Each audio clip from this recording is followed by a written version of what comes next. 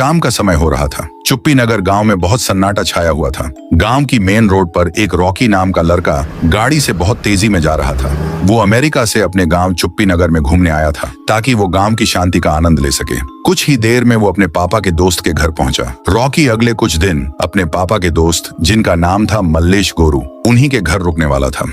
वो रॉकी के रिश्ते में अंकल भी लगते थे। बेटा रॉकी, तुम इसी कमरे में सो जाओ। अब से कुछ दिनों तक यही तुम्हारा कमरा है। इतना बोलकर मल्लेश जी वहां से चले गए। रॉकी भी अपने अंकल की बात मानकर सो गया। देखते ही देखते रात के 12 बज गए। रॉकी अपने कमरे में गहरी नींद में सोया हुआ था। अचानक से रॉकी ने कुछ ऐसा सुना जिससे उसकी नींद खुल गई। असल में पूरे गांव के अंदर भेड़िया के रोने की आवाजें गूंज रही थीं। रॉकी अपना मूड फ्रेश करने के लिए बालकनी में गया और वहां से पूरे गांव को देखने लगा। अचानक उसकी नजर एक छोटे से घर पर गई। वो घर जल रहा था और उस छोटे से घर के अंदर से कभी भेड़िया के रोने की तो कभी इंसान के चिल्लाने की आवाजें गूंज रही थीं। और सबसे हैरान कर देने वाली बात यह थी कि पूरे गांव वालों को इस चीज से बिल्कुल फर्क नहीं पड़ रहा था।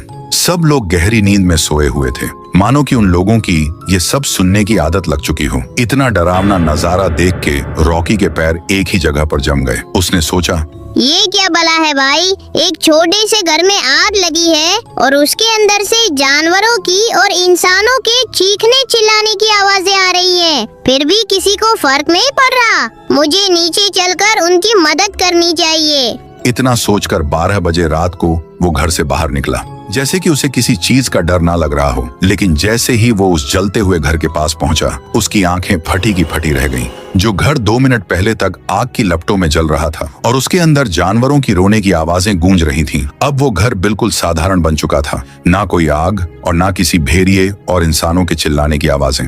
सब कुछ शांत था। रॉकी ने सोचा, लगता है मैं पागल हो चुका हूँ। हाँ, ये मेरा वहम होगा। यहाँ पे कोई भी आग नहीं जल रही थी, लेकिन मैंने अपनी आंखों से देखा था। इतना सोचकर वो पूरी तेजी से वहां से भाग गया और अपने अंकल के घर जाकर वापस से सो गया। उसे नींद आ ही नहीं रही थी। वो बस ये तमन्ना कर रहा था कि कल सुबह हो जाए। देखते ही देखते सुबह के 7 बज गए। पूरी रात जागने के बाद रॉकी की आंखों के नीचे गड्ढे हो चुके थे। वो अपने अंकल के पास गया और रात में बीती हुई बात के बारे में पूछा, लेकिन रॉकी की बातें सुनकर मल्लेश गोरू जी की आंखें गुस्से से लाल हो गईं। सुनो रॉकी, दोबारा उस जलते हुए घर पे और जानवरों के रोने की आवाजें पर ध्यान बिल्कुल मत देना। ये तुम्हारे भलाई के लिए बोल रहा हूँ, नहीं तो क्या पता दोबारा मैं तुम्हें समझा पाऊँ या नहीं, क्योंकि इस बेवकूफी के चक्कर में तुम्हारी जान भी जा सकती है। अगर इस कहानी की पूरी मूवी चाहिए तो सब्सक्राइब करके कमेंट में लिखो फुल मूवी।